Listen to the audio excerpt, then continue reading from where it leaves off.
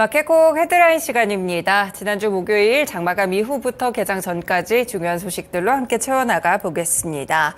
네, 첫 번째 소식은요. 중국의 연례 최대 정치 행사로 꼽히고 있는 양회가 오늘 개막합니다. 국정자문기관인 전국인민정치협상회의는 14기는 2차 회의가 4일, 국회 격인 전국인민대표대회 14기 2차 회의가 5일 각각 베이징 인민대회당에서 개회를 하게 되는데요.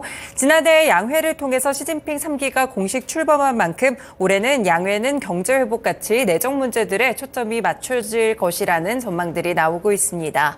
전인대회 최대 하이라이트는 5일 개회식 이후에 있을 리창 국무원 총리의 정부 공작 보고인데요. 여기에서는 일단 올해 경제성장률 목표치와 경제정책의 추진 방향 그리고 국방 가치, 부문별 예산 계획들이 제시가 됩니다. 지난해 전인대에서 중국 측은 5% 안팎의 성장률을 목표로 설정을 했었고 올해 초에 중국은 지난해 한 해 성장률이 5.2%로 집계되면서 목표치를 달성했다라고 발표한 바가 있었는데요. 일단 해외 경제 분석기관들은 부동산 경기 둔화와 지방정부의 부채, 국내 소비 부진, 디플레이션 우려 같이 전반적인 상황에 눈에 띄는 변화가 없다면 기저효과가 있었던 지난해와 달리 올해 중국의 성장률이 4% 중반에 머물 것이라는 분석을 내놓고 있습니다. 일단 중국 당국이 경제 낙관론을 정책 수준으로 끌어올린 만큼 양회를 통해서 올해 성장률 목표치는 그래도 5% 정도의 수준을 발표할 것이다라는 예측들이 우세하게 나오고 있는데요. 일단은 내수 진작 조치에 방점이 찍힐 가능성이 크다는 점도 함께 살펴보실 수가 있겠습니다. 이와 더불어서 부동산 침체 상황에 대한 대응이라든지 지방정부 부채 부담 완화, 전기차, 배터리, 태양광 같이 3대 신성장 동력에 대한 중앙정부 차원의 지원 방향까지 강조될 것으로 관측이 되고 있습니다. 네, 중국의 양회가 또 오늘 열리기 때문에 여기서 나오는 내용들이 이번 주 초에 증시에 큰 영향을 줄 수가 있는데요. 관련 소식들 확인해 보시면 좋을 것 같습니다. 네, 두 번째로는 수출 데이터 좀 함께 보실까요? 이 한국 수출의 양대축인 반도체 그리고 대중 수출이 지난달에 큰 폭으로 개선이 됐습니다. 2월에 반도체 수출은 전년 동기 대비 66.7% 증가했고 대중 수출은 적자 터널을 벗어나 17개월 만에 흑자로 전환됐는데요. 2월의 전체 수출은 지난해 10월 이후에는 5개월 연속 플러스 흐름을 이어갔고 무역 수지는 지난해 6월부터 9개월째 흑자 행진을 이어가고 있습니다. 일단 이러한 내용들의 동향들이 어제 1일에 발표가 됐는데요. 2월 수출액은 524억 1천만 달러로 지난해 같은 기간보다 4.8% 증가했습니다. 2월에 15대 주력 품목 가운데 6개 품목의 수출이 증가한 것으로 집계가 됐고요. 최대 수출 품목인 반도체 수출은 4개월 연속 성장을 했습니다. 그리고 반도체가 좀 부진했을 때 버팀목이 됐었던 자동차 수출의 경우에는 51억 5,700만 달러로 지난해 같은 동기 대비 7.8% 감소했는데요. 다만 설 연휴와 휴무 그리고 일부 업체들의 생산 라인 정비로 인해서 일시적인 감소가 있었다고 보고 있습니다.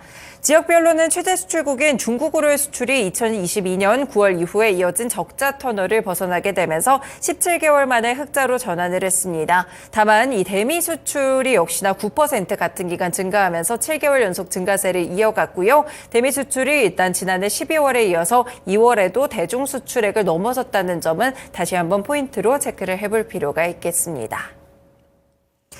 네, 세 번째로 개별 소식들 한 가지씩 보겠습니다. LG에너지솔루션과 SK온이 오는 6일부터 8일 서울 강남구 코엑스에서 열리는 국내 최대 배터리 전시회 인터배터리 2024에 참가해 혁신 기술을 선보이게 되는데요. 올해 12회째인 인터배터리 2024는 산업통상자원부가 주최하고 한국배터리산업협회 등이 주관하는 산업전시회입니다.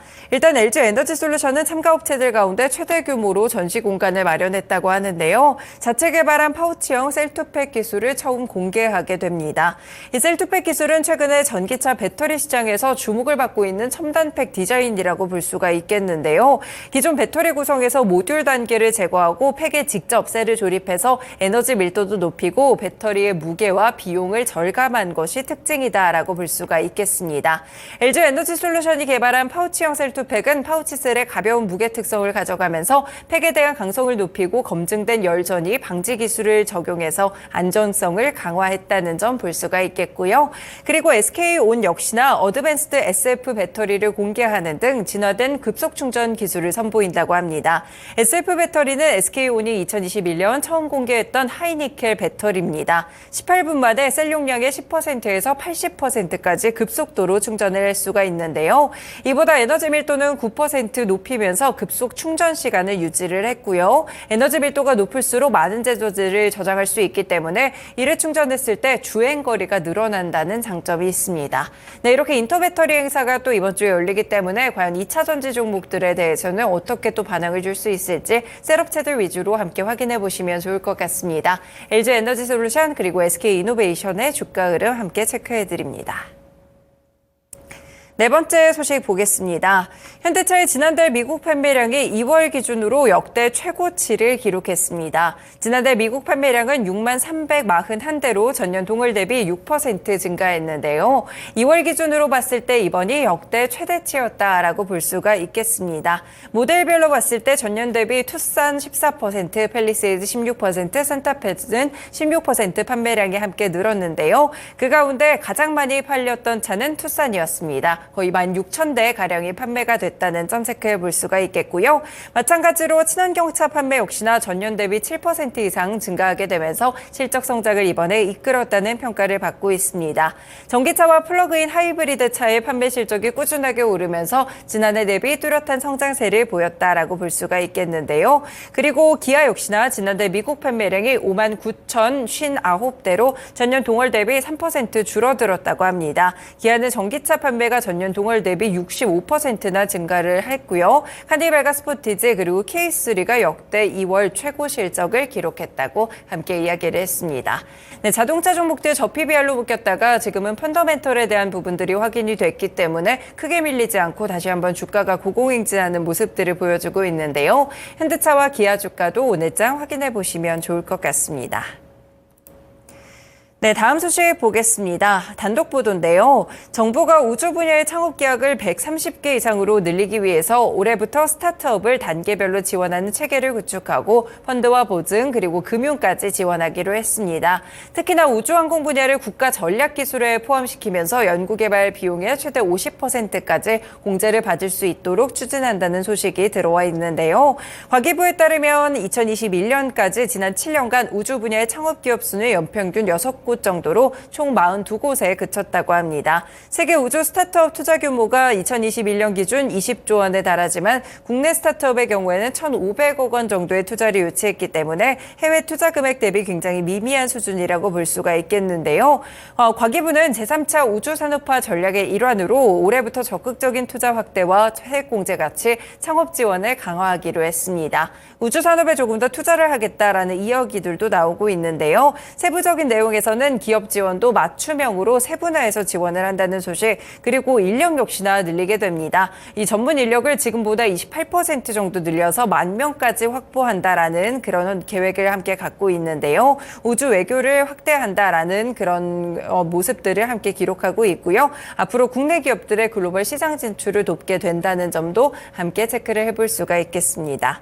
네, 우주 관련 종목들이 좀 반응이 좋을 수 있을지 한국항공우주나 인텔리안 테크, AP위성, 세트레가이 같이 우주항공 종목들이 있는데요. 관련 종목들의 흐름도 함께 체크해 두시길 바라겠습니다.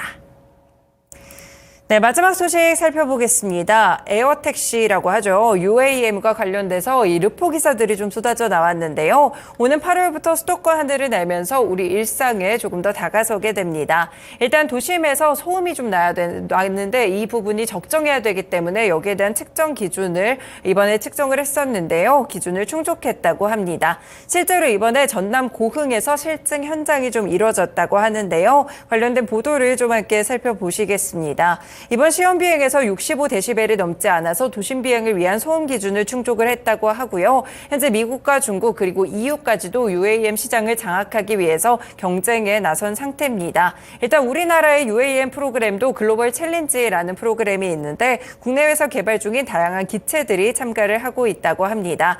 일단 올해 8월부터는 준도심이 수도권의 경인 아라뱃길에서도 시험 비행이 이뤄지게 된다는 점, 그리고 만약에 상용화가 됐을 때는 300m에서 600m 정도 정도의 고도에서 10,000대 이상이 날아다닐 수 있게 된다는 점을 함께 체크해 볼 수 있겠습니다. 일단 내년 말 일부 노선의 상용화를 시작으로 오는 2030년까지 봤을 때 원격 조종 비행이나 2035년에는 자율 비행에 도전한다라는 계획을 보여주고 있는데요.